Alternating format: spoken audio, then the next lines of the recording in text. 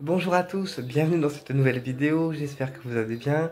Aujourd'hui on se retrouve dans une vidéo où je vais expliquer en fait quelques pierres qui vont nous aider à libérer notre vécu dans notre parcours de vie. Parce qu'on a plus ou moins un vécu qui peut parfois être compliqué, qui peut être lié à une maladie, qui peut être lié aussi à des épreuves qu'on a eues dans la vie. Et donc on va voir aujourd'hui quelques pierres qui peuvent nous aider en fait à libérer notre vécu compliqué énergétiquement. Donc on commence par l'opale rose. L'opale rose, une pierre rose, on est donc sur le chakra du cœur, mais pas uniquement. L'opale rose va travailler sur les organes de la femme, donc les organes féminins. Elle travaille aussi sur les ovaires, pour les dames qui ont des problèmes d'ovaires. Elle peut aussi régler des problèmes d'ovulation, d'accord. Au niveau de l'ovulation, eh bien, elle peut aussi régler les problèmes d'ovulation et du coup faciliter la conception d'un bébé, d'accord. Par exemple, si on associe l'opale rose à la pierre de lune, eh bien, elle va aider à la conception d'un bébé et surtout à tomber enceinte plus facilement. D'accord. Au-delà de ça, l'opale rose est une pierre qui va nous aider en fait à libérer notre vécu quand celui-ci est compliqué. Elle va vraiment permettre de libérer toutes les épreuves de vie qui ont été compliquées et permettre en fait de les extérioriser tout simplement. Et puis l'opale rose, comme toutes les opales d'ailleurs, est constituée d'eau, principalement, dans sa composition, et donc elle va aussi avoir ce rôle de purification. Donc elle a aussi une énergie purificatrice.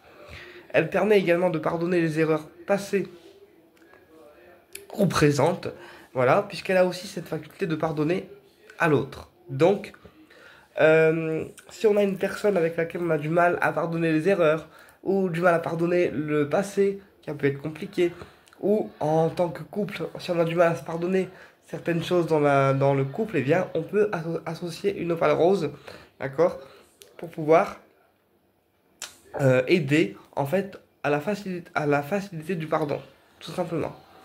Puisque l'opale rose est une pierre qui aide, en fait, à pardonner l'autre personne plus facilement également.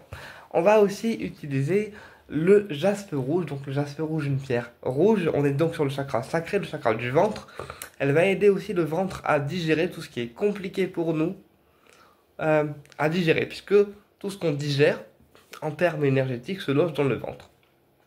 Le chakra sacré, qui est donc le chakra des peurs et des angoisses et de tout ce qu'il y a à digérer en tant que âme.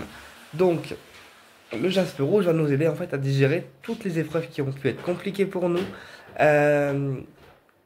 C'est aussi une pierre qui nous permet d'aborder le changement, d'accord, avec douceur, mais à la fois avec dynamisme et force, d'accord.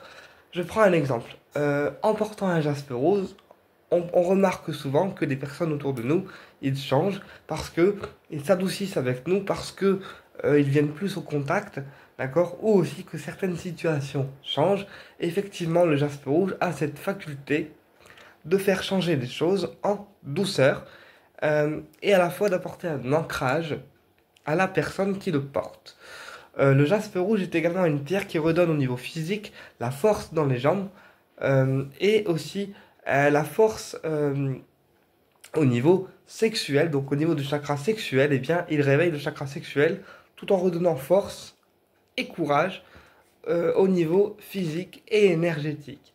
Et puis pour les personnes qui ont des soucis au niveau du sang, de problèmes de sang, eh bien ils peuvent associer un jaspe rouge, par exemple, à l'hématite qui vont les aider en fait à améliorer leur circulation sanguine, tout simplement. Également aussi, qu'est-ce que je voulais vous dire? Donc le jaspe rouge, il est bénéfique pour digérer toutes les épreuves compliquées. C'est une pierre de digestion énergétique et elle va nous aider en fait à nettoyer tout ce qui a pu être compliqué pour nous et à la fois le digérer. Donc passer au-dessus des situations compliquées pour amener un changement qui soit positif en fait pour nous. Ensuite, on va travailler aussi avec l'obsidienne noire. L'obsidienne noire, une pierre d'ancrage et à la fois de protection. Elle permet de nous protéger des relations toxiques, mais aussi elle permet de nous libérer des traumatismes qu'on a pu subir dans le passé, dans l'enfance, ou qu'on peut aussi encore subir dans le présent. Eh bien, elle permet de nous libérer des traumatismes dans le sens où on peut avec cette pierre, les extérioriser tout simplement. Et donc permettre une libération à la fois physique parce qu'on peut extérioriser nos traumatismes, mais énergétique parce ça permet en fait de porter moins de pression au niveau des épaules. Et l'obsidienne noire permet en fait cette libération énergétique au niveau des traumatismes, quels qu'ils soient.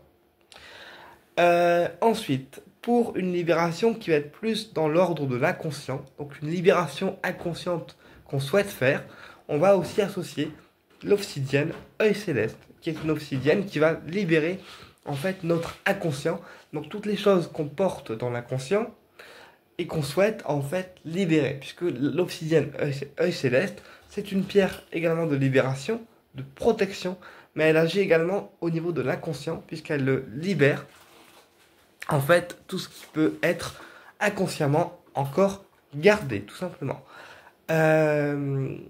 Donc, pour les personnes qui souhaitent faire une libération un peu plus profonde, je vous conseille de porter sur vous ou près de vous une obsidienne œil céleste. Maintenant, si on veut être sur une libération au niveau des traumatismes liés à l'enfance, liés au passé, liés au présent, ou liés à tout ce qui a pu être traumatique pour nous, eh bien, on va porter une obsidienne noire parce que ça va permettre une libération qui va être plus rapide et plus physique dans la matière, tout simplement. Et à la fois, elle aura aussi ce rôle de protection contre les personnes négatives et les relations en fait négatives, tout simplement. Et puis on va aussi utiliser le lapis lazuli. Donc lapis lazuli, une pierre bleue avec des paillettes d'or, des paillettes un peu dorées qui représentent le fer. Le lapis lazuli est une pierre bleue. On travaille donc sur la communication, mais à la fois sur l'expression des émotions. Quand celles-ci sont trop gardées à l'intérieur, eh bien le lapis lazuli permettra de les libérer en fait et d'exprimer ce qu'on veut exprimer sans se retenir tout simplement. Et exprimer les émotions qui doivent être sorties, tout simplement. Et puis le lapis lazuli, c'est également une pierre anti-stress, anti-angoisse.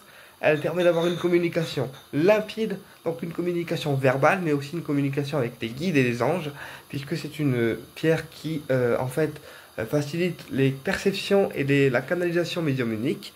Et on va aussi associer à ça la fluorite ou fluorine verte, d'accord, mais qui peut avoir 3 couleurs en même temps, donc le vert, le transparent et le violet.